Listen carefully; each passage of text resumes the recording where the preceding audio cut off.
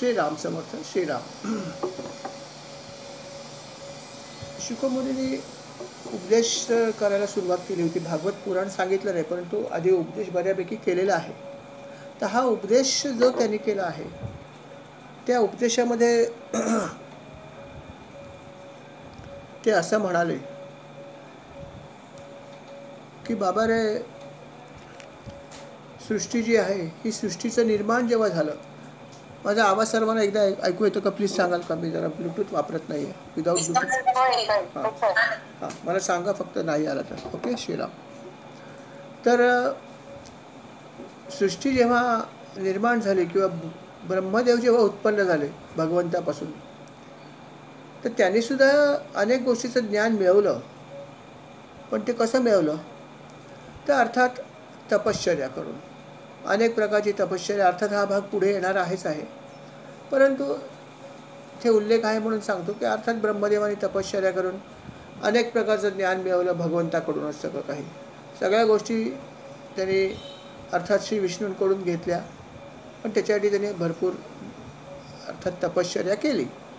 अशा प्रकारे त्यांनी ज्ञान तर मिळवलं. शुकमुनी म्हणाले की आणखीन एक गोष्ट लक्षात ठेव की जी काही तुला मी गोष्ट त्याच्यामध्ये सांगितली त्याच्यामध्ये एक भाग आणखीन महत्त्वाचा आहे. तू म्हणत नाहीस हा भाग जो आहे ते सर्वांनी ऐकावा असं त्याचं म्हणणं होतं. शुकमुनीने जो उपदेश परीक्षित राजाला केला, लक्षात ठेवा की त्याला हे माहीत होतं की हा उपदेश जो आहे तो नंतर सर्व विश्वभर पसरणार आहे. किंवा आपण जी पुढे कथा सांगू भागवताची, ही भागवताची कथा खऱ्या अर्थाने त्यानंतर प्रसारित होणार आहे या पृथ्वीवर. म्हणून त्यांनी भरपूर उपदेश केला आहे की तो फक्त परीक्षिताला नसून अनेकांना तो लागू पडेल अशा अनेक गोष्टी सांगितल्या आहेत.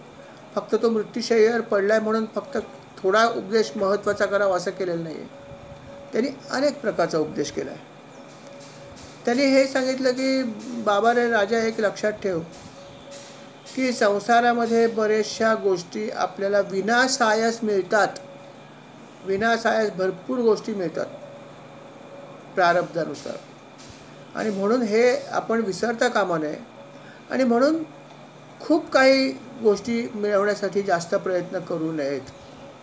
बघा काय गंमत सांगितली की विनासायास बऱ्याचशा गोष्टी मनुष्याला मिळत असतात, आणि त्यामुळे आपण भरपूर काही गोष्टी मिळवायचा प्रयत्न करू नये. व्यर्थ प्रयत्न असं म्हणलं त्यांनी अनेक गोष्टीच्या प्राप्तीसाठी. कारण आपण अनेक गोष्टी मिळवायसाठी इच्छा ठेवतो, भरपूर प्रयत्न करतो, पण बऱ्याचशा गोष्टी मिळत नाहीत. काही गोष्टी मिळतात, काही गोष्टी मिळत नाहीत. पण न मिळणाऱ्या गोष्टींची संख्या कदाचित जास्त असू शकेल, कारण आपल्याकडे लिस्ट मोठी आहे मागण्यांची. त्यामुळे त्यांनी असं म्हटलं की तुम्ही खूप काय साठी अशा गोष्टीसाठी प्रयत्न करूच नका. मग आता याचा अर्थ असाही झाला का तुम्ही म्हणाल की एकीकडे सांगता की तुम्ही कर्म केलं पाहिजे, तुम्ही प्रयत्न केलं पाहिजे, आणि एकीकडे सांगता की प्रयत्न पण जास्त करू नयेत.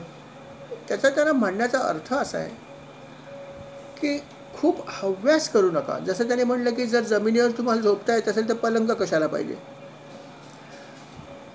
जर तुम्हाला काहीही न घेता झोपता येत असेल तर मग उशांची गरज काय.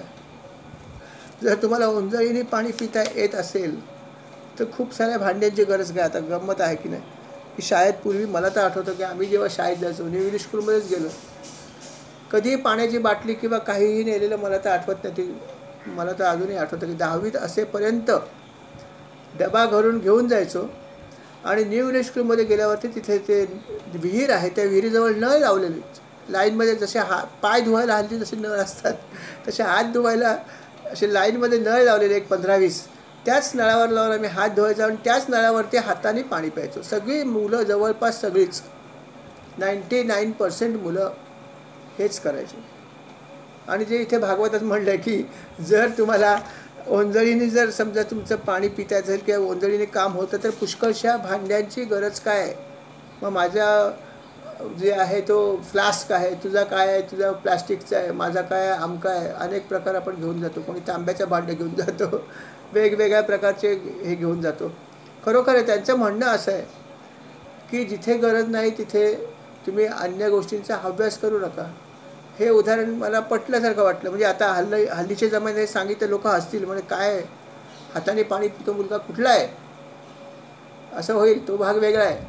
तो काळाचा महिमा आहे, गरज असेल नसेल तो भाग वेगळा आहे, परंतु असं होतंच ना, एकेकाळी हे सगळं असंही केलेलं आहे आपण. परंतु आज सगळं बदललं आहे. परंतु भागवतामध्ये त्यांनी असं म्हणलं की कमीत कमी तुम्ही गरजा तुमच्या ठेवा, हा त्यांना म्हणायचा हेतू आहे. की जसं कोविडमध्ये आमच्या गरजा कमी झाल्याच होत्या ना, आपण त्याच व्यक्ती होतो ना की ज्यांना अनेक वस्तू लागायच्या सतत, परंतु कोविडमध्ये आपली काय घडलं आपल्या बाबतीत, आपण कमीत कमी वेळा घराच्या बाहेर पडायचो आणि ज्या काही वस्तू मिळतील त्याच्यामध्येच दिवस काढायचो ना. कधी भाजी मिळायची, कधी नाही मिळायची, कधी कुठली भाजी मिळायची, कधी काय मिळायचं, काहीही त्याचा हिशोब नव्हता. कपडे तर काय लागायचेच नाही, जे घरातले कपडे तेच घालायचो, कुठे बाहेर जायचंच नसेल जास्त, गेलं तर पटकन अर्ध्या तासात बाहेरून लवकरात लवकर घरी यायचं आहे, अशी परिस्थिती होती. म्हणजे आपण आपल्या गरजा किती कमी होत्या बघा. त्याच आपण व्यक्ती आहोत ना की ज्याला पोशाखाचे अनेक जोड लागायचे, त्याच व्यक्ती आपण आहोत की वेगवेगळ्या प्रकारचे चपलांचे जोड, बुटांचे जोड, किती काय लागत नाही आपल्याला सांगा. पण तेव्हा काय लागलं आपल्याला, म्हणजे असा जर विचार केला तर आपण व्यवस्थित राहू शकलो असतो त्या काळातसुद्धा. म्हणजे तो म्हटलं तर हव्यास आहे सुद्धा या दृष्टिकोनातून विचार केला तर. आणि त्याला तेच म्हणायचं आहे की तुम्ही हव्यास करू नका, कारण बऱ्याचशा गोष्टी तुम्हाला मिळणारच आहेत ना. काय केलं आपण फार असं गोष्ट की ज्याच्यामुळे आपण चांगल्या घरात जन्माला आलो आहोत, जिथे आपल्याला राहायची जागा आहे, फॅन आहे मस्त डोक्यावर, झोपायला गादी आहे, हे सगळं आपल्याला काही करावं लागलं नाही त्याच्यासाठी. जे काय केलं ते आईवडिलांनीच केलं ना, आपल्याला हे सगळं मिळालेलंच आहे ना. मग त्याच्यासाठी प्रयत्न तुम्ही आणि मी काय केले, काही नाही केले. म्हणजेच काय की प्रारब्धामुळे ह्या सगळ्या गोष्टी तुम्हाला कुठलाही प्रयत्न न करता उपलब्ध झालेल्या आहेत. म्हणून भागवत म्हणतं की असंच आहे सगळ्या ठिकाणी, काय खूप काही वस्तूच्या मागे जाऊ नका, ज्या मिळाल्या त्याचा आनंद घ्या, असं भागवताला म्हणायचं आहे. त्याने असंही म्हटलं की खाण्यापिण्यासाठी सुद्धा आपल्याला वृक्ष आणि याच्यातून फळं फुलं मिळत नाहीत का. पूर्वी एकेकाळी मनुष्य तेच तर करायचं ना, अशाच प्रकारचं जीवन जगायचं. तर जितक्या आपल्याला वस्तूंचा हव्यास कमी, तितका आपण अर्थात इतर गोष्टीमध्ये आपलं ध्यान देऊ शकतो, हा त्याचा दुसरा अर्थ आहे. आणि हे त्यांनी आपल्याला उपदेश केलेला आहे. तेव्हा आपण आपल्या गरजा कमी करण्याचा प्रयत्न केला पाहिजे. त्यांनी असंही सांगितलं की काही साधक जे आहेत ते भगवंताच्या रूपाची धारणा करतात, म्हणजे अर्थात ध्यान करतात, ध्यान धारणा. भगवंताचं जे रूप आपल्याला माहिती आहे, 4 हात, शंख चक्र गदा पद्म, कासे पितांबर कस्तुरी ललाटी, काय काय आपण म्हणतो, तुळशी हार गळा कासे पितांबर, बरोबर की नाही. ज्या ज्या काही गोष्टी त्याच्या आहेत त्याचं सगळ्याचं आपण ध्यान करायचं. त्या प्रत्येक वस्तूचं काही साधक ध्यान करतात, वस्तूंचं पण करतात, त्याच्या शरीराचं पण करतात, आणि असं ध्यान दररोज करतात विष्णूंच्या ह्याचं. तर त्यांचं असं म्हणणं की हे ध्यान तुम्ही खरोखर करता आलं तर जरूर करा, त्याला महत्त्व आहे. त्यांनी मरणकाली पण सांगितलं की जमलं तर ध्यान करा, पण ना सही जेव्हा व्यवस्थित आहात निदान तेव्हा तरी करायला हरकत नाही ना अशा प्रकारे. पण असं जर करण्याचे खूप फायदे आहेत, असं त्यांनी वारंवार सांगितलं आहे की तुम्ही ध्यान करता आलं तर जरूर करा.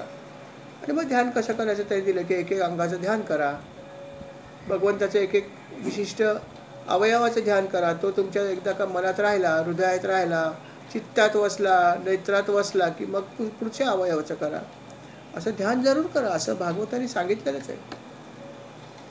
त्यांनी हेही सांगितलं की ज्याला शक्य त्याने आपली नित्य उपासना दररोज करावीच करावी, त्याच्या जोडीला ध्यान करावं, असंही सांगितलं. आणि काही साधक करतात, काही साधक करत नाहीत. काही साधकांना जमत नाही, ते म्हणतात नाही आम्हाला त्रास होतो, काही म्हणतात आमचं डोकं दुखतं, असंही काही साधकांचा अनुभव आहे.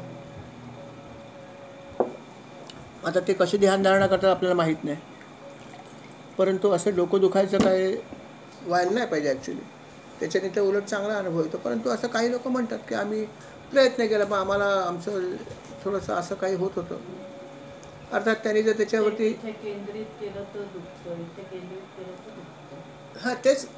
आता प्रत्येकाचा हा अनुभव असतो. ध्यान करताना अनेक अनुभव येऊ शकतात. आता कोणाला कसा अनुभव आला, हा तो कसा करतो, ध्यान कशाचा करतो, काय प्रकारे करतो, याच्यावरती बऱ्याच गोष्टी आहेत. बरेच त्याच्यात फॅक्टर्स आहेत. ज्याला थोडंसं हे शिकायचं त्याने थोडंसं माहिती घेतली पाहिजे. थोडी चर्चा केली पाहिजे, की मी कशाप्रकारे ध्यान करतोय किंवा ध्यान करते. मग ते करताना काय मी करते आणि काय करायला नाही पाहिजे. मग इतर ज्या व्यक्ती करतात, त्यांचा काय अनुभव आहे. अर्थात या ठिकाणी तुम्हाला चर्चा करणं आवश्यक आहे. असं त्यावेळेस कोणी म्हणून चाललं नाही, की आपले अनुभव शेअर करू नये. अनुभव शेअर करू नये हे सत्य जरी असलं तरी पण जेव्हा तुम्हाला प्रगती करायची असते त्यावेळेस तुम्ही त्या साधकाशी चर्चा करू शकता. कारण त्याच्या काही गोष्टी तुम्हाला समजतील, तुमच्या काही गोष्टी त्याला समजतील. त्यामुळे साधना मार्गामध्ये चर्चा करू नये अशी नाही, फक्त साधक नसलेल्या व्यक्तीशी चर्चा अजिबात करू नये. अजिबात सांगू नये मी काय करतो आणि काय नाही करतो, याची गरज नाही. पण साधकाने दुसऱ्या साधकाला जरूर सांगायला हरकत नाही. तर तुम्हाला अनेक गोष्टी समजतील, की माझी ध्यानधारणा करताना काय चुकीच्या गोष्टी होतात हे तुम्हाला समजेल. पण जर तुम्ही चर्चा केली तर, आणि करून बघायला पाहिजे हे लक्षात ठेवा. कारण हे सगळं प्रॅक्टिकल ज्ञान आहे. थिअरिटिकल ज्ञान आपण इथून घ्यायचं आणि प्रॅक्टिकली करून बघायचं. त्यामुळे अध्यात्म मार्ग हा 90% म्हणायला हरकत नाही, की प्रॅक्टिकलच आहे. 10%च थिअरी आहे त्याची. सगळा प्रॅक्टिकलच भाग आहे. आणि म्हणून जे काय त्यांनी सांगितलं ते करून बघा आणि मग अनुभव घ्या. आणि मग ज्या व्यक्तीला तुम्हाला असं वाटतं की येत असावं त्या व्यक्तीशी तुम्ही चर्चा करू शकता. आणि मग त्याच्याशी तुम्ही तुमचे अनुभव शेअर करा. मग त्याच्याकडून काही गोष्टी ऐका. या पद्धतीने जर आपण केलं तर आपलंसुद्धा ध्यान चांगलं नक्की होऊ शकतं, यात शंका नाही. आणि अशा प्रकारे भागवतामध्ये त्यांनी सांगितलं की ध्यान करण्याचा जरूर प्रयत्न करा. जे योगी असतात ते तर हे सगळं करतात. योगी तर अर्थात मृत्यूसमयीसुद्धा अशा प्रकारे सगळं ध्यान करतात. आणि अशा प्रकारे ध्यान करतच ते आपले शरीर पण सोडतात. ते तर आपण ऐकलंसुद्धा आहे की कशा प्रकारे ते आपला प्राण फिरवतात एका ठिकाणून दुसऱ्या ठिकाणी. कसे एका चक्राचा भेद करत दुसऱ्या चक्राकडे जातात, दुसऱ्या चक्रातून तिसऱ्या चक्राकडे जातात. अगदी खालून जे सुरुवात करतात ते वरपर्यंत आपला प्राण नेतात आणि शेवटी वरती नेतात. वरच्या चक्रामध्ये सहस्त्रसार चक्रामध्ये नेतात आणि तिथून नंतर ब्रह्मरंध्रातून भेद करून ते शरीर सोडतात. अशा प्रकारे ते शरीराचा त्याग करतात. पण हे सगळं करताना तुम्हाला ध्यानधारणा करायची सवय पाहिजे, लक्षात ठेवा. ध्यानधारणा केली तर तुम्हाला हे थोडंफार काही भाग तरी जमेल. हे सगळं जमणार नाही, आपल्याला कठीण आहे. 1% जमला तरी काय हरकत नाही. अगदी ध्यानाची पहिली स्टेज जरी आली आपल्याला तरी काय वाईट नाही आहे. त्यामुळे करायचा प्रयत्न आपण करावा जरूर, यात शंका नाही. आणि काही लोक जे असतात योगी ते ठरवतात मला कुठे जायचं आहे. काही लोकांना असं वाटतं योग्यानं की आपल्याला ब्रह्मलोकात जावं असं वाटतं आणि तिथे जावं आणि तिथे ज्यांना सिद्धी प्राप्त झाली आहे असे काही सिद्ध तिथे आहेत त्यांच्याबरोबर राहावं. आणि मग ते त्यासाठी ते विशिष्ट प्रकारे काही साधना करतात. विशिष्ट प्रकारे आपलं शरीर वेगवेगळ्या ठिकाणून फिरवतात, वेगवेगळ्या अवयवातून फिरवतात. सुषुम्ना नाडीचा जास्त उपयोग करतात आणि मग तिथून त्यांना ब्रह्म लोकाकडे जाता येतं. मध्ये त्यांना अग्निलोक पण लागतो. अग्निलोकातून जेव्हा त्यांचा पुढे आत्मा पुढे जातो तेव्हा त्यांचा जर काही थोडंफार पाप असेल ते सगळं जळून जातं. नंतर त्यांना मध्ये भगवंताचं ज्योतिर्मय चक्र राहतं शिशुमान नावाचं, तिथे पण ते जातात. तिथून सुद्धा ते पुढे यथावकाश हळूहळू पुढे जातात.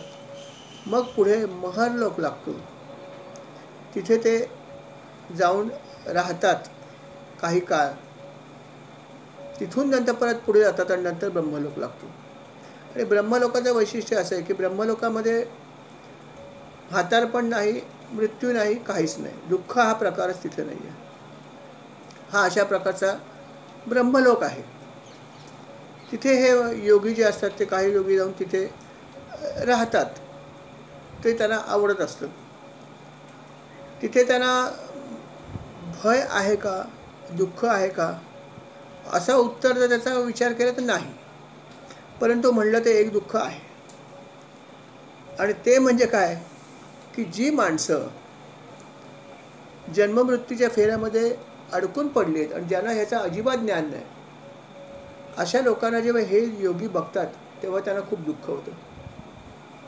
तेच त्यांचं दुःख आहे की जरी ते ब्रह्मलोकामध्ये सुखात असले, त्यांना मृत्यूचं भय नाही आहे, त्यांना जरा नाही आहे, परंतु हे त्यांना वाटत राहतं. कारण त्यांचं मन म्हणा तुम्ही इतकं सेन्सिटिव्ह झालेलं असतं की त्यांना वरून खाली मृत्यूलोकामध्ये जे लोक अशा प्रकारे अंधारात चाचपडत आहेत, त्या लोकांना बघितल्यावर त्यांच्या मनामध्ये अतिशय कणव निर्माण होते आणि त्यांना खूप दुःख होतं. हे एकच दुःख त्यांना आहे. बाकी त्यांना दुःख असं हे जे योगी आहेत त्यांना काही नाही आहे. ते अतिशय चांगल्या प्रकारे त्या लोकात हवे तितके दिवस राहू शकतात. हे त्या ब्रह्मलोकाचं वैशिष्ट्य आहे. आणि अशा प्रकारे ब्रह्मलोकात योगी असतात ते जातात. अर्थात वेगवेगळे लोक वेगवेगळ्या ठिकाणी जातात. अनेक प्रकारचे लोक आहेत. आपल्याला कुठे माहिती आहे? सूर्यलोक एक आहे, ऐकलं आहे आम्ही. गोलोक आपल्याला माहिती आहे. ते कसं आहे, तुम्हाला आठवलं ना गोलोकाचं काय गंमत आहे ती? गोलोक नावाचा एक लोक आहे आणि सूर्यलोक नावाचा एक लोक आहे. अर्थात गोलोक म्हणजे भगवंताचा लोक आहे, कृष्णाचा. तो तर सोडून द्या, तो आपल्यासाठी अप्राप्य आहे. परंतु सूर्यलोकाच्या पण संदर्भातली एक आठवण आम्हाला आली. अर्थात ते जाहीर सांगणं बरोबर वाटत नाही, परंतु आठवली की कशा प्रकारे तो लोक असतो, काय असतो. गमतीच्या गोष्टी आहेत, ऐकायला कधी कधी मिळतात काही काही साधकांकडून.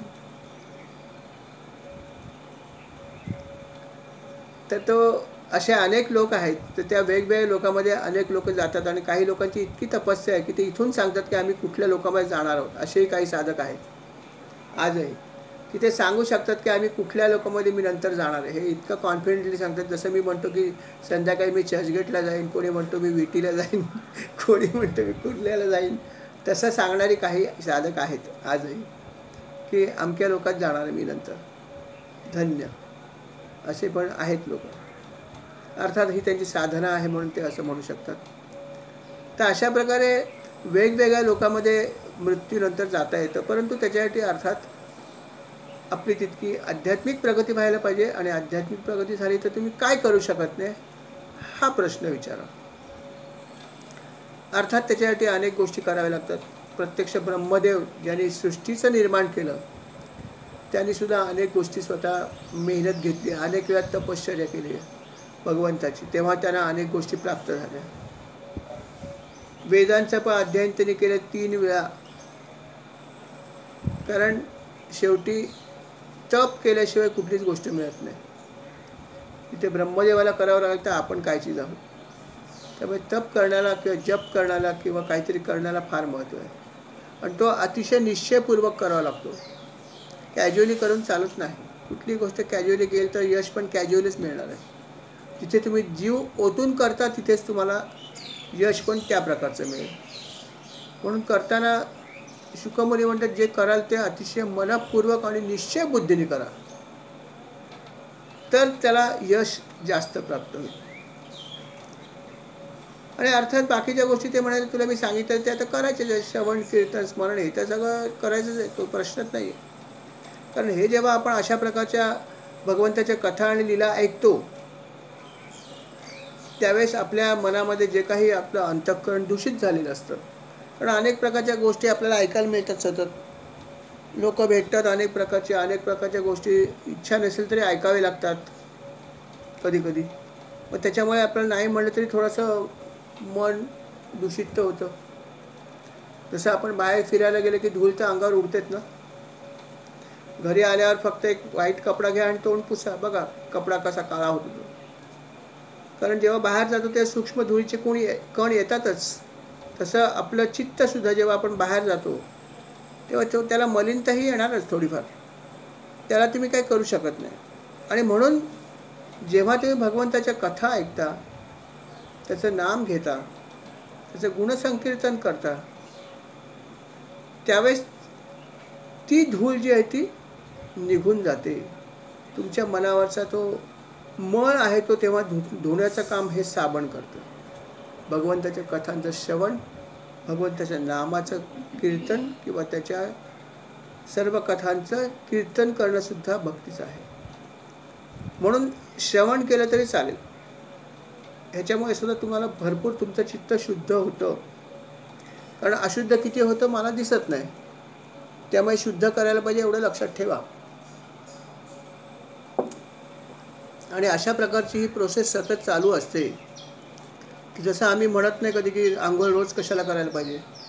पण तो का नाही का करतो दररोज? नाही, दररोज घाम येतो, कपडे खराब होतात म्हणून दररोज कपडे बदलतो. तसं माझं मन पण दररोज खराब होतं हे लक्षात ठेवा. त्यामुळे जर मन खराब होत असेल तर त्या मनाला रिफ्रेशिंग केलं पाहिजे. आणि ते रिफ्रेशिंग करण्यासाठी भगवंताच्या कथा ऐकल्या पाहिजेत, सांगितल्या पाहिजेत, भगवंताचं नाम घेतलं पाहिजे. ज्या काही गोष्टी करता येतील त्या केल्या तर माझ्या मनाचा मळ स्वच्छ होईल.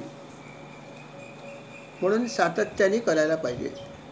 एक दिवस मी भागवत कथा ऐकली, 2 दिवस ऐकली नाही. एक दिवस मी नाम घेतलं, 4 दिवस घेतलं नाही. याचा फायदा होत नाही. सातत्याने करायला पाहिजे. हा महत्त्वाचा भाग सांगितला आहे. त्याने अजूनही भरपूर उपदेश केला आहे. उपदेश खूप सुंदर केला त्यांनी. अजून त्यांनी हेही सांगितलं की तुम्हाला काय मिळवायचं असेल तर काय करायला पाहिजे. हाही एक महत्त्वाचा भाग आहे.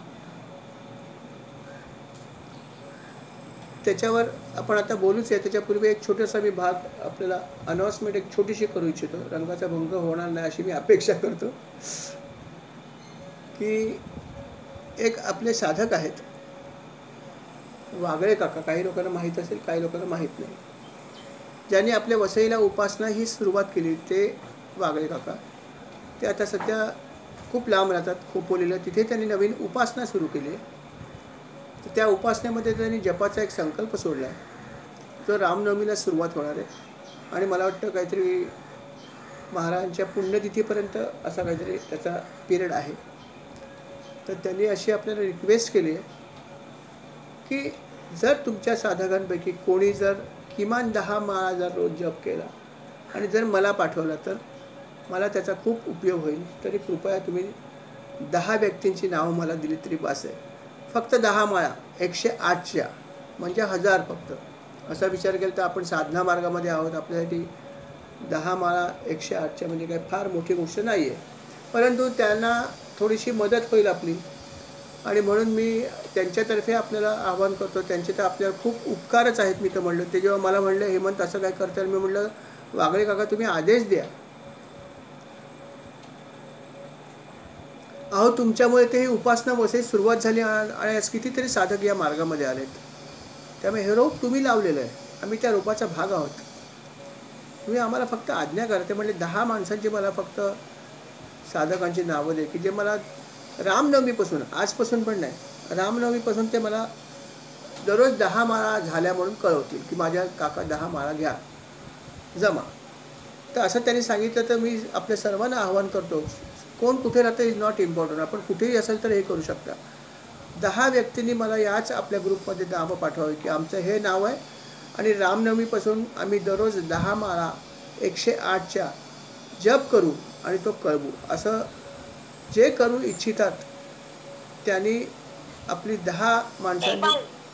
हां हां हे वैखरी माळा का मनात मौन जप चालतो? मौन करा, वैखरी करा, कसंही करा. हो का? तुम्ही मौनात केलं तरी चालेल. 8 माळा करते रोज. हा हरकत नाही. तुम्ही नाव देऊ शकता.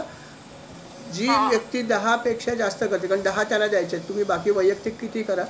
पण जर तुम्ही 10 माळा जर करू शकत असाल तर जरूर करा. आणि तुम्ही तुमचं नाव मला व्हॉट्सअपवर ह्याच ग्रुपवर टाका की मी जपसंकल्पामध्ये भाग घेऊ इच्छिते. जो रामनवमीपासून सुरुवात होणार आहे.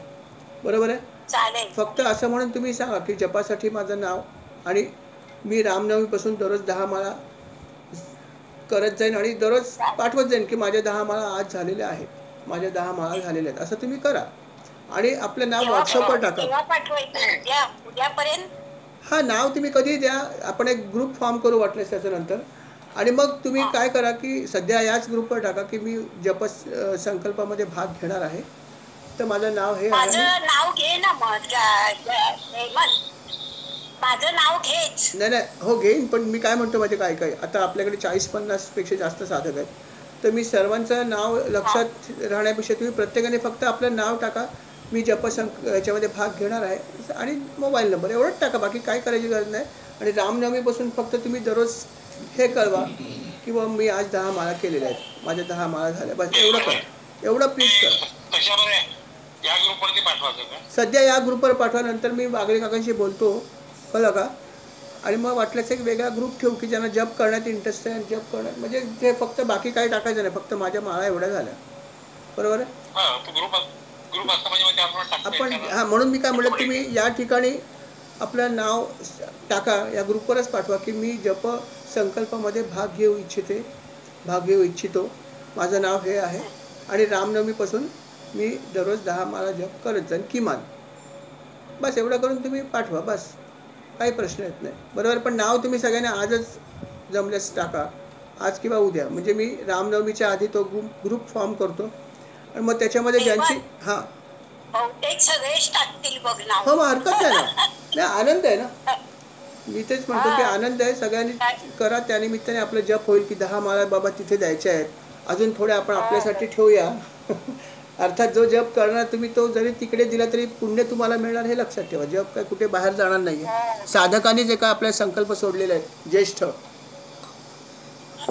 तेव्हा हे आपण जरूर करा. मला खात्री की भरपूर लोक नाव देतील, तर तुम्ही आपलं नाव व्हॉट्सअपवर आज जरूर कळवा या ग्रुपवर की मी जप संकल्पामध्ये भाग घेणार आहे, आणि मी तो संकल्प टाकतो की बा रामनवमीपासून सुरुवात होणार आहे, बरोबर आहे? तुम्हाला थोडंसं डिस्टर्ब केलं, श्रीराम. आणि एक गोष्ट की रामनवमीला येते, अर्थात आपला प्रोग्राम मंदिरामध्ये आहे, जे लोक जवळ राहतात, वसईला राहतात, त्यांनी जरूर यावं. ग्रुपवर मेसेज टाकलेला आहेच आहे. काकड आरतीपासून सगळं सुरुवात आहे, संध्याकाळपर्यंत कार्यक्रम आहे, दुपारी कीर्तन सेवा आहे. आपली जी उपासना आहे ते अर्थात 1च तास होईल, रविवारची 10 ते 11, आणि 11 वाजता कीर्तन सेवा आहे. कीर्तन झाल्यावरती महाप्रसाद होईल, आणि अर्थात संध्याकाळी आपला भजनाचा कार्यक्रम आहे, तोही आपणच करणार आहोत. इथे जे लोक आहेत त्यांनी यावं, 7 वाजेपर्यंत आपण भजन करू, आणि नंतर कार्यक्रमाची सांगता होईल. असा कार्यक्रम रामनवमीला पण आहे, मी ग्रुपवर मेसेज टाकले, तर या 2 गोष्टी आपण लक्षात ठेवा. आणि जपसंकल्पासाठी आपण आपलं जरूर नाव ग्रुपवर एकदा टाका, एवढंच विनंती. श्रीराम, आपण पुढे जाऊया. जसं शुकमुनी पुढे अजून भरपूर माहिती देत आहेत. शुकमुनी पुढे काय म्हणाल ते ऐका.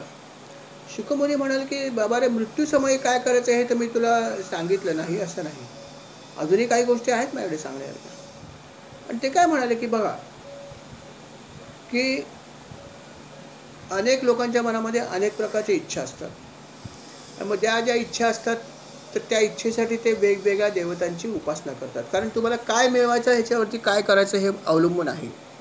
हे त्यामुळे तर मात्र गोष्ट बरोबर आहे की तुमच्या मनात इच्छा काय आहे, म्हणजे हे सर्वसाधारण मनुष्यासाठी आहे. हा उपदेश काय फक्त शुकदेवांसाठी नाही, सर्वांसाठी, किंवा माझ्या मनात काय इच्छा आहे, तर त्या इच्छेला अनुरूप जी देवता आहे तिची आपण उपासना केली पाहिजे, कारण प्रत्येकाचं काहीतरी स्पेशलायझेशन आहे. आणि म्हणून त्यांनी काय म्हटलं की ज्याला असं वाटतं की मला खूप तेज किंवा खूप माझे प्रभाव व्हावी शरीराची, त्यांनी ब्रह्मदेवाची उपासना करावी. ज्याला असं वाटतं की माझ्या इंद्रियामध्ये विशिष्ट प्रकारची शक्ती यावी, त्यांनी इंद्राच्या करावी.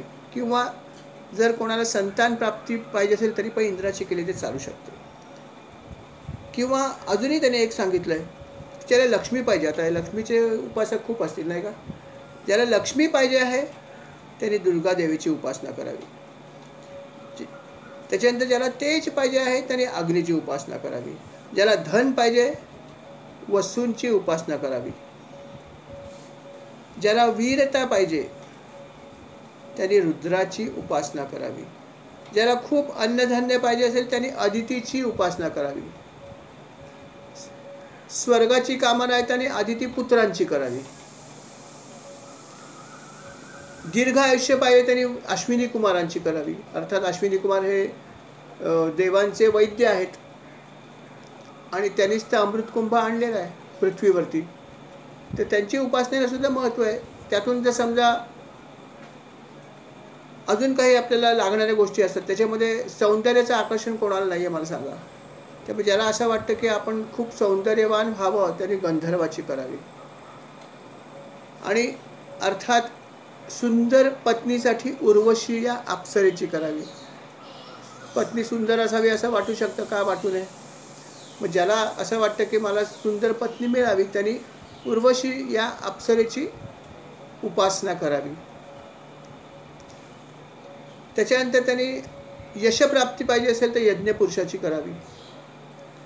अपार धन पाहिजे असेल तर वरुणाची करावी.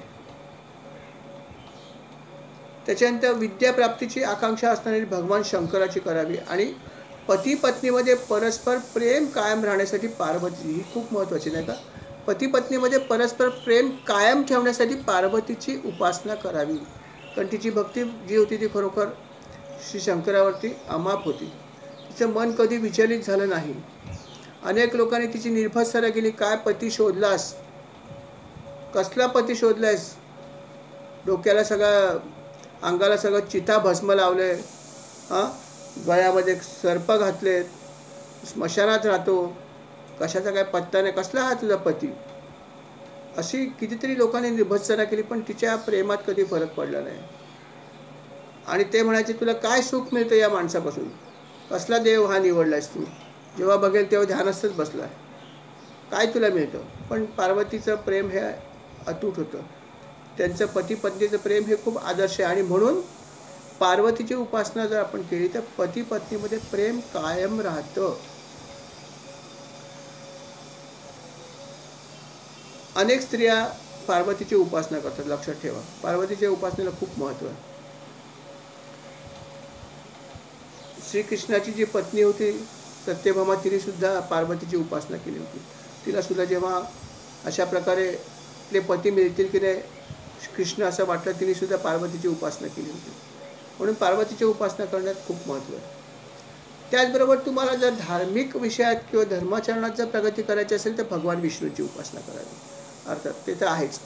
या जगाचे पालन करते शेवटी भगवान विष्णूच आहेत ना. आणि त्यामुळे भगवान विष्णूची उपासना ही खूपच महत्त्वाची आहे.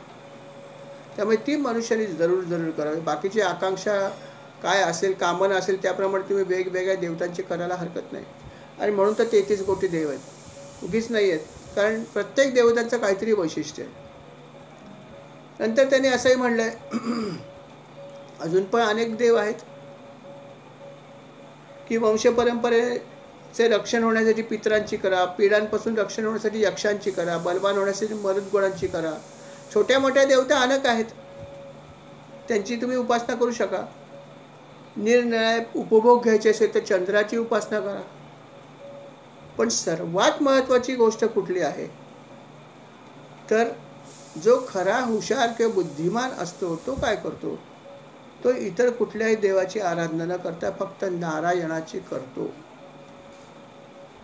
आणि जो मनुष्य खरा भक्त आहे तो अतिशय तीव्रतेने नारायणाची म्हणजे भगवान श्रीकृष्णाची किंवा भगवान विष्णूंची उपासना करतो. आणि ही सगळ्यात महत्त्वाची, लक्षात ठेवा, सगळ्यात महत्त्वाची. आणि सगळ्यात कठीण देव असेल तर हाच आहे की जो लवकर प्रसन्न होत नाही. बाकी सगळे देव लवकर प्रसन्न होतात, पण हा देव लवकर होत नाही. पण हा सगळ्यात महत्त्वाचा आहे. म्हणून त्यांनी सांगितलं की तुम्ही जर शक्य असेल तर तीव्र भक्ती योगाने करा. पण त्याला महत्त्व आहे, तीव्रता किती तुमच्या भक्तीमध्ये याच्यावर तुमचं यश अवलंबून आहे. मी 1 माळ जप करतोय, एक मनुष्य 10 माळा जप करतोय. एक उदाहरण सांगतो. किंवा समजा मी 10 माळा जप करतोय, दुसरी व्यक्ती 1 माळा जप करते, उलटं म्हणूया आपण. मी 1 करतोय, 10 माळा दररोज करतो, दुसरी व्यक्ती 1च करते. पण ती 1 माळ जर त्यांनी जीव तोडून प्राणपणाने आणि जर अगदी भक्तिपूर्वक अंतःकरण पिळवटून टाकेल अशा प्रकारे जर केली तर ती 1 माळ माझी 10 माळाला भारी आहे.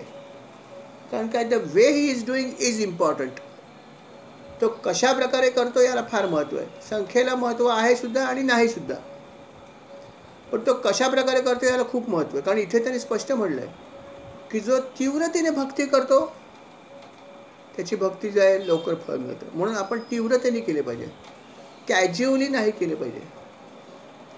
हे असं केलं तर भगवंत लवकर प्रसन्न होतात, कारण ते प्रसन्न व्हायला कठीण आहेत. या भगवंताचं आपल्याला प्रेम मिळणं किंवा त्याची भक्ती, ते तर भगवंताने स्वतः सांगितलं आहे भागवतामध्ये, येईलच पुढे. भगवंत म्हणाले माझ्या सगळ्या गोष्टी तुला मिळतील, माझं प्रेमच किंवा माझी भक्ती कोणाला मी देतच नाही सहसा. ती फार मी क्वचित लोकांना देतो, माझी भक्ती फार कमी लोकांना मिळालेली आहे. बाकी तुला काय पाहिजे सांग, राज्य पाहिजे, अमकं पाहिजे, ते कधी घेऊन जा, तयार घेऊन जा, फक्त हे मागू नको, हे मी कोणाला देत नाही. फार कमी लोक असे आहेत की ज्यांना माझी भक्ती मिळालेली आहे, हे भगवंतानीच सांगितलं. म्हणून भागवत पण म्हणतं की तुम्ही जर त्यांची भक्ती करायची असेल तर तीव्र भक्तियोग ठेवा, तरच काही अंशी का होईना तुम्हाला त्यांचं प्रेम मिळेल. आणि यातच आपलं सर्वश्रेष्ठ असं हित आहे. म्हणून हे तुम्ही करण्याचा प्रयत्न करा. आणि हे करण्यासाठी अर्थात बाकीच्या गोष्टी करा. आता हे तर आपण ऐकलं की बाबा कठीण आहे, भगवंताचं भक्ती मिळत नाही, खूप तीव्रतेने केली पाहिजे. अजून काय करायला पाहिजे तीव्रतेने? म्हणजे त्याने एक सांगितलं, एक छोटा उपाय सांगितला आहे. तसा तो उपाय चांगला आहे की ते म्हणाले की समजा आपली भक्ती जास्त नाही आहे, ठीक आहे, पण जे भगवंताचे खूप चांगले भक्त आहेत, हे जर आपल्याला माहीत असेल की बाबा ही व्यक्ती भगवंताची भरपूर भक्ती करते, चांगली भक्त आहे, अशा व्यक्तीला संगत पकडा तुम्ही, याची अजिबात सोडू नका.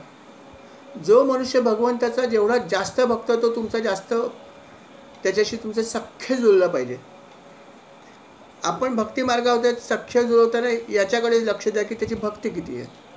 बाकी लौकिकामध्ये आपण बघतोच अनेक गोष्टी नको असताना सुद्धा, त्याच्याकडे पैसा किती आहे, त्याचा मान किती आहे, समाजात त्याचं स्थान काय आहे, त्याच्या इतर गोष्टी काय आहेत, हे बघून साधारणपणे मैत्री होते. पण आपण या मार्गामध्ये जर असू तर आपण काय बघितलं पाहिजे कुठल्याही व्यक्तीमध्ये, तर त्याचा भगवंताच्या प्रती किती भक्ती आहे, त्याची भगवंताच्या प्रती किती भक्ती आहे हे बघा. आणि मग जर तुम्हाला वाटलं हा चांगला भक्त आहे तर त्याची संगत धरून ठेवा, त्याला खूप महत्त्व आहे. कारण त्याने असं सांगितलं की अशा प्रकारे जो भगवंताचा भक्त आहे त्याच्या संगतीत जर तुम्ही राहिला तर त्याच्या संगतीने तुमची भक्ती पण आपोआप चांगली होते. आणि अर्थात आपल्याला माहिती आहे की कंपनी जर असेल तर आपण काय करत नाही, फिरायला जायला कंपनी पाहिजे, हॉटेलमध्ये जायचं चला चहा प्यायचं असेल तरी कंपनी पाहिजे. मनुष्य हा समाजप्रिय प्राणी आहे, त्यामुळे त्याला सगळ्या ठिकाणी कंपनी असेल तर आनंदच होतो ना. चला आनंद द्विगुणित होईल, एकाच एक दोन, एक से भले दो, दो से भले तीन आहे ना म्हणतो आपण. मग तसं या ठिकाणी पण आहे. भगवंतानीच सांगितलं आहे, शुकमुनींनी सांगितलं आहे की तुम्ही भगवंताची उपासना चांगली करायची असेल तर जे भगवंताचे भक्त आहेत आपल्यापेक्षाही जास्त असं तुम्हाला वाटतं, हे तुम्हीच ठरवायचं कोण जास्त आणि कोण कमी. पण जेव्हा तुम्हाला असं वाटतं की या व्यक्ती ज्या आहेत त्या खूप चांगल्या भक्त आहेत, तर त्या व्यक्तीशी तुम्ही तुमची जे संगत आहे ती त्याची धरून ठेवा, त्याच्या संगतीमध्ये राहा, त्याचा सहवास मिळवा. आणि जर तुम्ही याच्याबरोबर राहिला तर तुमची भक्ती आपोआप वाढेल. आणि हा खूप महत्त्वाचा भाग आहे. म्हणून चांगली संगत याला लहानपणी तर आहेच महत्त्व, पण मोठेपणी पण आहे. लहानपणी तर आपण घडतोच तेव्हा तर महत्त्वाचं आहे. कुठल्या प्रकारचे व्यक्ती आपल्या सहवासात आपण त्यांच्या जातो, कुठल्या प्रकारचे, आणि त्यांच्यातून काय घेतो हे तर आहेच महत्त्वाचं. परंतु मोठं झाल्यावर सुद्धा, आज आपण ॲडल्ट आहोत तरीसुद्धा संगतीला महत्त्व आहे. मोठं झाल्यावर सुद्धा तुम्ही चांगल्या माणसाची संगत पकडा, भक्ताची पकडा, तुमची आध्यात्मिक प्रगती नक्की चांगली होईल, फास्ट होईल. हा मार्ग त्यांनी भागवतामध्ये सांगितलं, लक्षात ठेवा. शुकमुनीने भागवतात हा सांगितलं म्हणून त्याला महत्त्व आहे. म्हणून हे करण्याचा प्रयत्न केला पाहिजे. आणि जेव्हा अशा लोकांच्या आपण संगतीत जातात तेव्हा अर्थात ही सगळी लोक जी असतात, हा नेहमी ही लोक जास्तीत जास्त चर्चा करतात ती आध्यात्मिक गोष्टीची जास्त चर्चा करतात. आणि म्हणून तुम्हाला सुद्धा अनेक गोष्टी त्यांच्याकडून मिळू शकतात. आणि म्हणून तुम्ही जरूर असं करा असं त्यांनी म्हटलं. आणि अशा प्रकारे हा भक्ती मार्ग जो आहे तिथे तुमची वाटचाल चांगली होईल जर चांगल्या प्रकारची जर तुम्हाला कंपनी मिळाली तर. आणि ती तुम्ही मिळवायची आहे. चांगल्या लोकांची कंपनी मिळवावी लागते. बाकी लोक तर हवी तेवढी येतील, प्रश्नच नाही आहे. जिथे शीत तिथे भूत जमतातच. त्यामुळे माणसं गोळा करणं तसं कठीण नाही आहे हल्ली. परंतु चांगली माणसं मिळणं हाच भाग जरा दुर्मिळ आहे.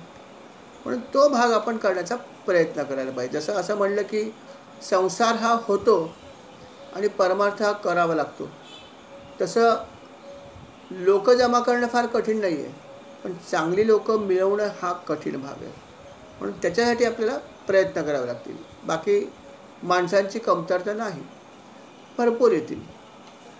म्हणून हे करण्याचा प्रयत्न करा असं शुकमुनींनी भागवतामध्ये अतिशय स्पष्टपणे राजाला सांगितलं. अर्थात हा उपदेश सगळ्यांना लागू आहे. राजा तर स्वतः खूप भक्त होताच, ज्याचा जन्मच किंवा ज्याचा जगणंच ह्या भगवंतामुळे झालं आहे. त्यामुळे तो भगवंताला कधी विसरलाच नव्हता. त्याला सगळ्या ठिकाणी भगवंत दिसायचं म्हणून त्या नाव परीक्षित राजा पडलं. आणि म्हणून त्याच्याकडे भक्ती चांगली होती पहिल्यापासून. त्याला श्रीकृष्णाचं खूप प्रेम होतं आणि तो चांगल्या लोकांमध्ये सुद्धा वावरायचा. सगळं त्याला चांगलं होतं, परंतु म्हणतात ना काही गोष्टी प्रारब्धात लिहिलेल्या असतात.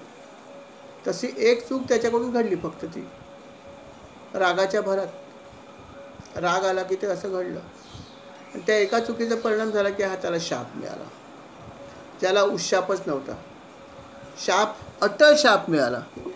उशाप देण्याची शक्तीच नव्हती त्या शृंगी ऋषींकडे.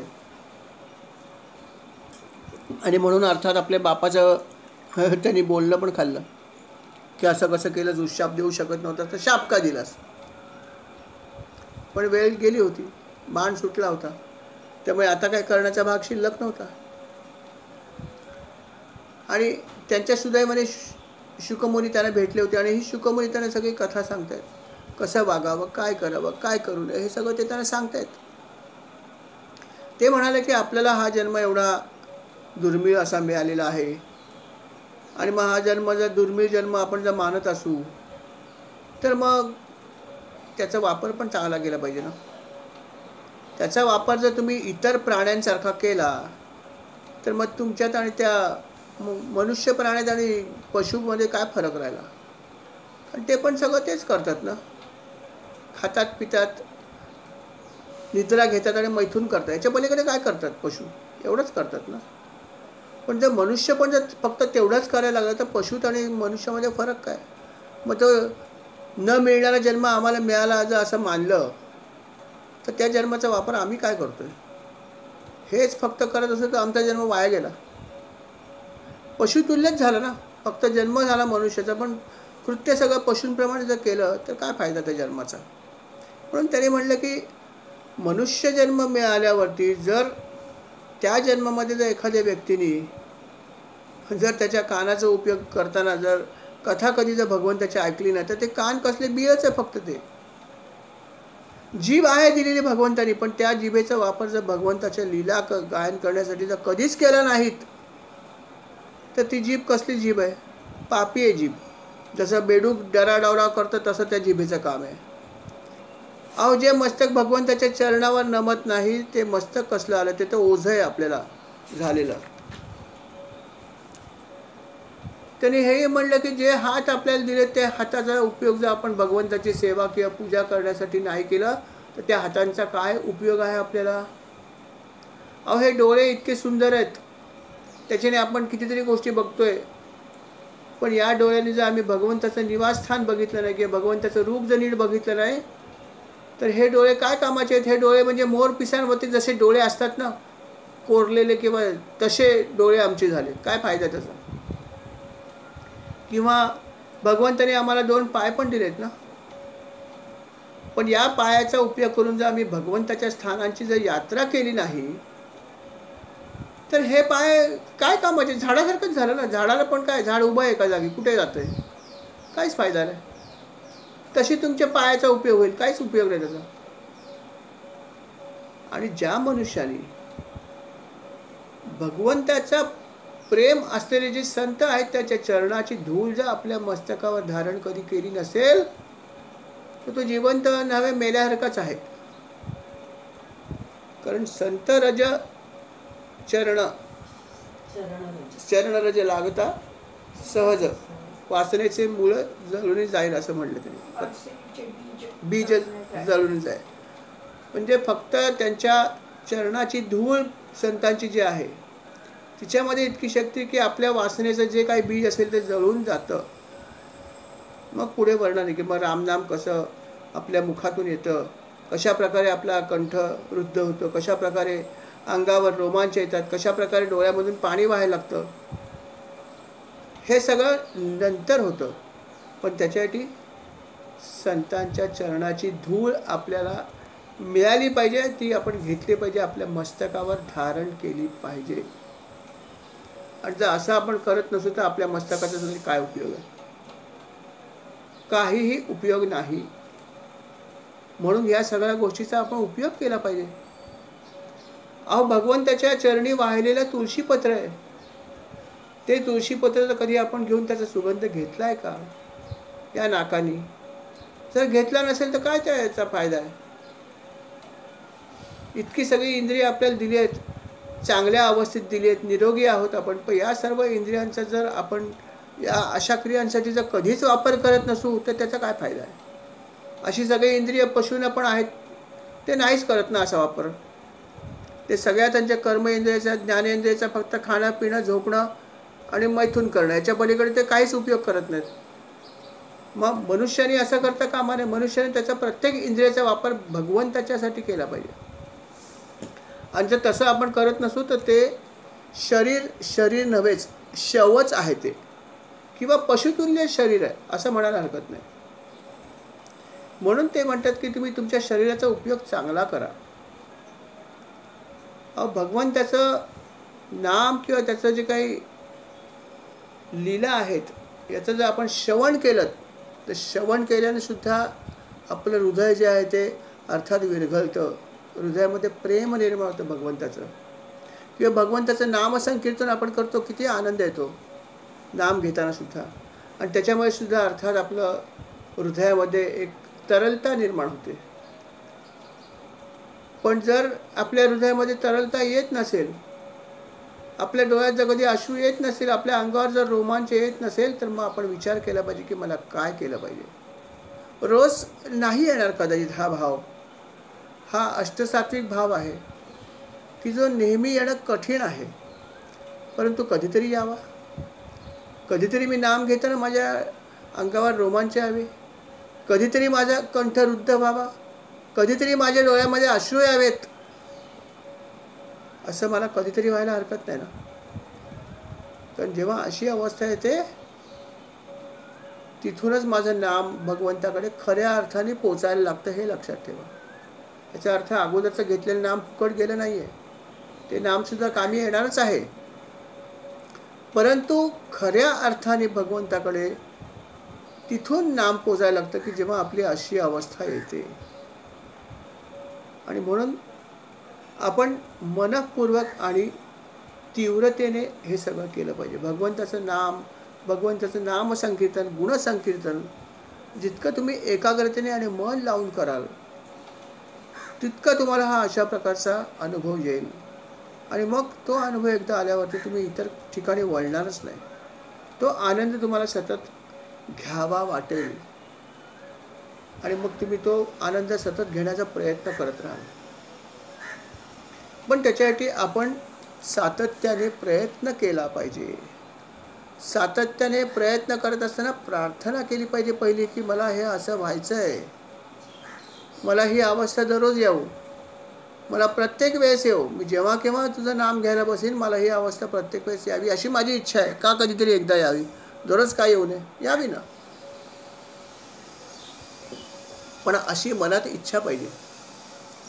आणि जेव्हा आपल्या मनात इच्छा असते तेव्हा आपली इच्छाशक्ती तीव्र होते. पण इच्छा धारण करणं हा खूप महत्त्वाचा भाग आहे. आणि अशी इच्छा जर तुम्ही धारण केलीत आणि जर नियमितपणे हा प्रयत्न केलात आणि जोडीला प्रार्थना जर नियमितपणे केलीत, प्रार्थनेला खूप खूप खूप खूप महत्त्व आहे. पहिली प्रार्थनाच केली पाहिजे की देवा मला असं असं करायचं आहे, तुझी कृपा दे. काही लोकांना इमिजिएटली सुरू करतात काहीतरी, असं नाही. पहिली प्रार्थना झालीच पाहिजे. ती नाही केली तर तुमची उपासना तेवढी चांगली होणारच नाही. उपासना हा घाई करण्याचा भागच नाही आहे. मला खूप घाई आहे, घाई असेल तर करू नका, कमी करा. तुम्हाला कोणी सांगितलं एवढी संख्या गाठा म्हणून? करा ना, कमी करा ना त्या दिवशी, पण जी करायची ती नीट करा. कारण कशी करतात ह्याला खूप खूप महत्त्व आहे. म्हणून प्रार्थना पहिली केलीच पाहिजे. जी काय तुमची असेल ती लहानातली लहान करा ना. संपूर्ण प्रार्थना नका म्हणू. जयाचा जनी जन्म नामार्थ झाला, जयाने सदा वास नामार्थ केला. जयाच्या मुखी सर्वदा नामकीर्ती, नमस्कार त्या ब्रह्मचैतन्य मूर्ती. सद्गुरुनाथ महाराज की जय, श्रीराम. एवढी तर करू शकता की नाही? किती वेळ जातो करायला? पण प्रार्थना करायला पाहिजे.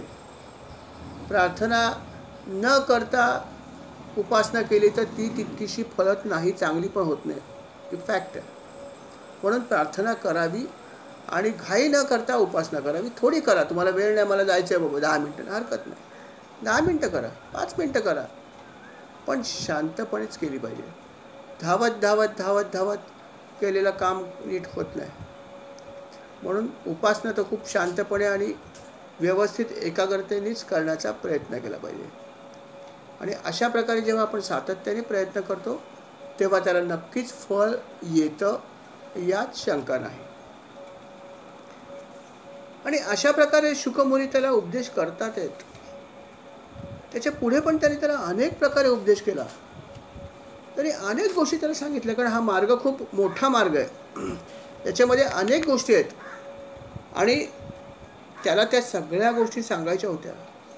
आणि म्हणून त्याला भरपूर उपदेश केला आहे. भागवतामध्ये उपदेशाचा खूप भाग आहे मोठा. खूप उपदेश पण आहे आणि कथा पण आहेत. परंतु उपदेश पण खूप महत्त्वाचा आहे आणि तो ऐकणं फार महत्त्वाचा भाग आहे. तर त्याने आणखीनही भरपूर काही उपदेश केला आहे. तर तो जो काही उपदेश काय केला आहे हे आता आपण मात्र पुढच्या भागात बघूया. या ठिकाणी आपण आता स्वल्पविराम घ्यायला हरकत नाही. 5:30 वाजत आलेत. श्रीराम समर्थ. श्रीराम. जी काही सेवा झाली महाराज मी आपल्या चरणी अर्पण करतो, तिचा स्वीकार करावा. कळत नकळत जर चूक झाली असेल तर क्षमा करावी. आणि ही सेवा आमच्याकडून आपण जी झाली तिचा स्वीकार करावा आणि अशीच सेवा आम्हा सर्वांकडून करून घ्यावी ही विनंती आपल्या चरणी आहे. तिचा स्वीकार करावा.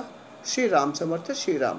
या सेवेसंदर्भात जर तुम्हाला काही ॲडिशन करायचे असेल, काही सांगायचं असेल तर आपण जरूर सांगावं. श्रीराम समर्थ. श्रीराम.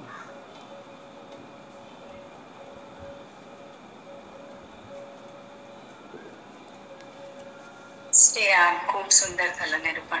खूपच छान. अतिशय सुंदर निरूपण. छान. खूप छान. अतिशय सुंदर. श्रीराम.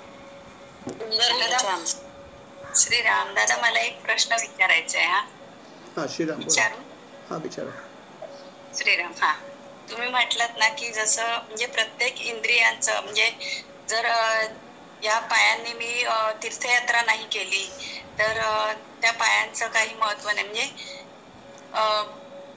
त्या इंद्रियांना तेवढं जर आपण म्हणजे भगवंतासाठी जर आपण वापर त्याचा केला नाही प्रत्येक इंद्रियाचा, तर त्या शरीराचा आपल्याला काहीच अर्थच नाही असं झालं. पण कर्माला सुद्धा तेवढंच महत्व आहे ना. म्हणजे आता एखाद्याच्या घरी कोणतरी आजारी आहे काय आहे तर तो तीर्थयात्रेला नाही जाऊ शकत. एखाद्याचं बाळ आजारी आहे. म्हणजे कर्म, प्रत्येक कर्म, चांगलं कर्म हे सुद्धा ईश्वराचीच आपण सेवा केल्यासारखं आहे ना. श्रीराम.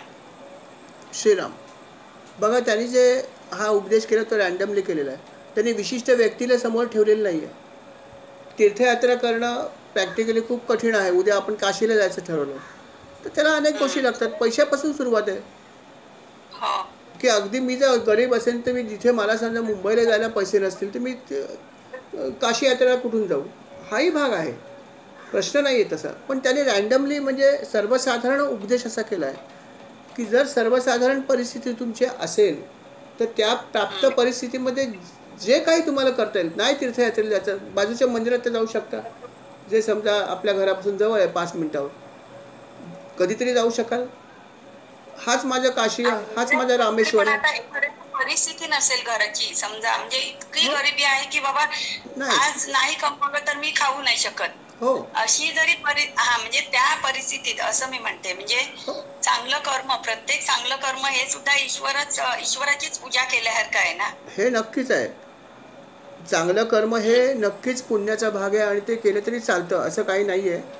परंतु सर्वसाधारणपणे आपल्याला हे सगळं शक्य होतं. अगदी क्वचित प्रसंगी असं असू शकतं की मला हे काहीच करणं शक्य नाही, माझी काही कॅपॅसिटी नाही आहे, माझ्याकडे आर्थिक ताकद नाही आहे, माझी शारीरिक शक्ती. तुम्ही बसल्या जागी फक्त नाम घ्या ना, ते तर आहेच ना. पण ज्यांची समता आहे असे भरपूर लोक असतात ना. अशी त्यांनी गृहीत हे धरलंय की तुम्ही सर्वसाधारण आहात, बरोबर की नाही. आणि जर असाल नाही, म्हणजे आपल्या बाबतीत असं नाही म्हणत आहे. म्हणजे एखादं हो. असं असू शकते की हो, हो. की बाबा अगदी त्याच्या घरी आजारी आहे बाळ त्याचं, नक्कीच. ते नाही जाऊ शकत आहे तो, किंवा घरातल्या जबाबदाऱ्या एवढ्या आहेत की बाहेर नाही, नाही ठीक आहे. पडू शकत ते चालेल ना, असं. ते चालेल ना. फक्त त्याने असं म्हणलं की मनुष्यजन्म त्यांनी सर्वसाधारण लोकांना दृष्टी समोर धरलंय. बघा आता आपण साधक आहोत. विचार करा की साधकांची संख्या नेहमी कमी असते. देवळात जाणारे सगळे भक्त असतात पण साधक नसतात. साधकेची व्याख्या आहे वेगळी, बरोबर की नाही. अनेक लोकांना माहीत नसतं की काय केलं पाहिजे. किती लोकांना माहीत असतं की मनुष्यजन्म इतक्या योनी फिरल्यावर मिळतो, असं किती लोकांना माहिती नाही माहिती. मग ते त्यांच्या हिशोबात करत असतात, तो भाग वेगळा. पण त्यांच्याकडे वेळ असतो, कितीतरी गोष्टी असतात, तरी ज्या गोष्टी करायला पाहिजे ते न करणारे भरपूर लोक आहेत ना. त्यांना त्याने गृहीत धरलं. पण जर मला माहिती आहे पण मला शक्य नाही, ठीक आहे, तुम्ही घरी बसा ना आणि तुमचं कर्तव्य करा. इतरांना मदत करणं हे सुद्धा पुण्याचं काम आहे, नक्कीच आहे, त्यात प्रश्नच नाही आहे. ते तुम्ही जरूर करा. हेही कथा आपण ऐकलीच आहे ना याच्यामध्ये तुमच्या गुरुचरित्रामध्ये, की त्यांनी काय केलं, काशीला गेले आणि फक्त गुरूंची सेवा केली ना. काशी विश्वेश्वराचं दर्शन पण नाही घेतलं. काशीला जाऊन सुद्धा काय केलं फक्त त्यांनी, त्या ऋषींनी फक्त गुरूंची सेवा केली. ती केली तरी सुद्धा पुण्य मिळालंच ना. कारण तसंही आहे, तसं जर मला शक्य नसेल तर मी घरात बसून जरी माझ्या घरातले कर्तव्य जर पार पडलं तरी सुद्धा ती सेवा आहेच आहे ना, ती करायलाच पाहिजे. तेव्हा जरूर नाही, पण जर तुम्हाला शक्य असेल तर हे करा, असं त्यांनी नक्कीच म्हटलं. आणि सर्वसाधारण मनुष्याला हे शक्य असू शकतं. एक्सेप्शन असेल तर भगवंताला हे नक्की माहिती की त्याची स्थिती काय आहे. त्यामुळे तसा काही प्रश्न येत नाही. अशा लोकांसाठी नक्की भगवंत म्हणतो बसा आणि करा. माझं काय म्हणणं नाही, मला 56 भोगाची पण गरज नाही आहे. 56 भोग आपण चढवतो सुद्धा कधी कधी, पण त्याची पण गरज नाहीच आहे ना. तो म्हणतो की मला फक्त भाव पाहिजे तुमचा, आणि तो भाव तुम्ही तुमच्या घरातून सुद्धा करू शकता. भगवंत तर आपल्या हृदयामध्ये आहे ना. कुठे शोधशी रामेश्वर आणि कुठे शोधशी काशी, तिथे गरजच नाही आहे. तो मूलाधार स्थितोसी नित्यम आहेच, ते मूलाधार चक्राशीच बसला आहे. त्यामुळे तसा काही प्रश्न नाही, चालू शकतं. पण जर माझी परिस्थिती असेल, जर मला वेळ असेल तर मी इतर गोष्टी करायला जातोच ना. ज्यांच्याकडे वेळ आहे, परिस्थिती आहे, त्यातली भरपूर लोक इतर गोष्टी करण्यासाठी जास्त वेळ घालवतात आणि अशा गोष्टीसाठी कमी वेळ घालवतात. ही गोष्ट आहे ना, म्हणून ते त्याने गृहीत धरलं आहे. अन्यथा तू बोललीस ते बरोबरच आहे, चालू शकतं नक्कीच. श्रीराम. श्रीराम.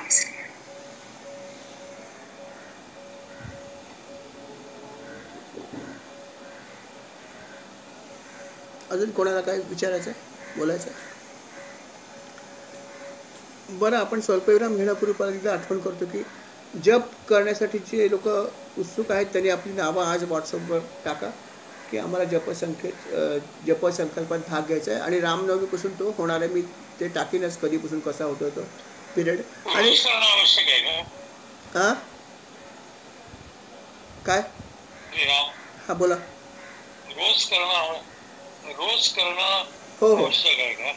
रोज करणं आवश्यक आहे. 10 माळा रोज करायला काही हरकत नाही ना. नाही असं नाही, हां काही परिस्थिती काही वेळा असते तुम्ही करू शकत नाही. हां, मग तुम्ही दुसऱ्या दिवशी 20 करा आणि सांगा की माझे 20 हो चालेल. असं काय एखाद दिवशी नाही जमलं, पण मला एखाद दिवशी वेळ मी जास्त केलं, 50 माळा केला, 10 द्या फक्त त्यांना. त्यांचं म्हणणं की 10 जर Average पाठवून 10 पाहिजे. हां Average 10 पाहिजे. हां Average 10. ते म्हणतात मला ॲव्हरेज 10,000 दिले आला तुम्ही, जास्त पाठवले ते चालणार नाही असं नाही, पण 10 तरी द्याव्या किंवा 10 दिलं तर त्यांचं संकल्पामध्ये आपला हात 10 लागेल. पाहिजे. हां On an average 10 पाहिजे. हां, ऑन अन ॲव्हरेज 10 पाहिजे. एखाद दिवशी नाही झालं तर दुसऱ्या दिवशी जास्त झाले, सांगा ना की माझे 10 मिळून 20 झाल्यात, घ्या तुम्ही. त्यांना 10 दिल्याशिवाय मतलब आपला, कळलं की नाही. ॲव्हरेज 10 द्याव्यात, म्हणजे त्यांचा संकल्प जो आहे तो पूर्ण होईल. कारण साधक तिथे नवीन आहेत, कळलं का, म्हणून त्यांनी रिक्वेस्ट केली. तर तुम्ही सर्वांनी आपलं नाव टाका की मी जप संकल्पात भाग घेणार आहे आणि रामनवमीपासून मी जप कळवत जाईल. बरोबर आहे, हे तुम्ही जरूर टाका. Okay. Sir excuse me, Shriram, हां घरी बसून करायचं ना सर? हो घरी. घर येस में बैठ के? येस, घरीच, कुठेही जायची गरज नाही. घरी जेव्हा केव्हा वेळ मिळेल तेव्हा 10 माळा झाल्या की सांगा माझ्या आजच्या 10 माळा ओके. खलास आणि नाव टाका बस. श्रीराम. हे करा तुम्ही. श्रीराम. त्यांना क्रिएट करायला सांगा. हां, आणि मी नवीन ग्रुप क्रिएट करायला सांगणार आहे बागडे काकांना. आणि मग त्या ग्रुपमध्ये जे जे लोक नाव देतील त्याला त्या ग्रुपमध्ये टाक. तिथे फक्त जप, बाकी काही नाही आहे, लक्षात ठेव. नो मेसेज नथिंग, फक्त जप हा एकच सब्जेक्ट असेल.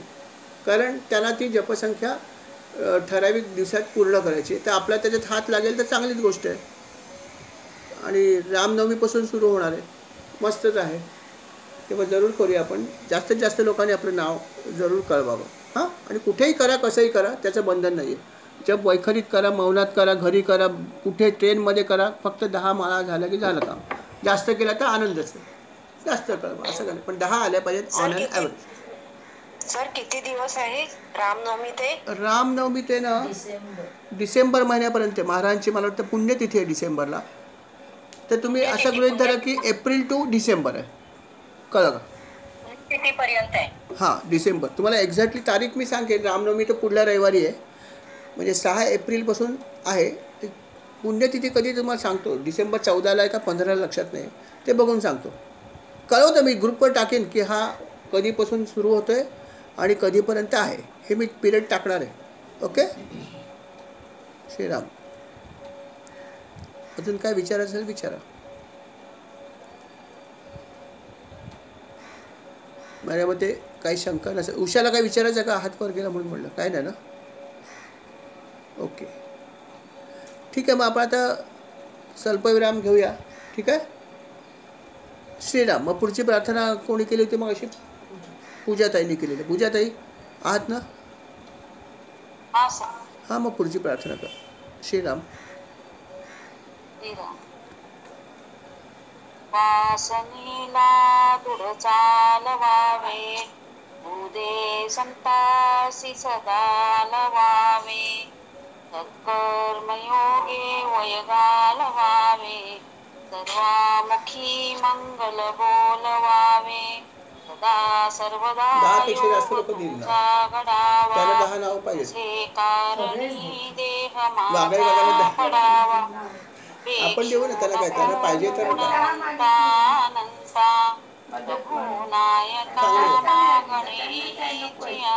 जास्त तर चालतील. ते म्हणजे 10 माणसं मिळाली म्हणून नक्की नाम घेणार त्याचं काही तयारच होत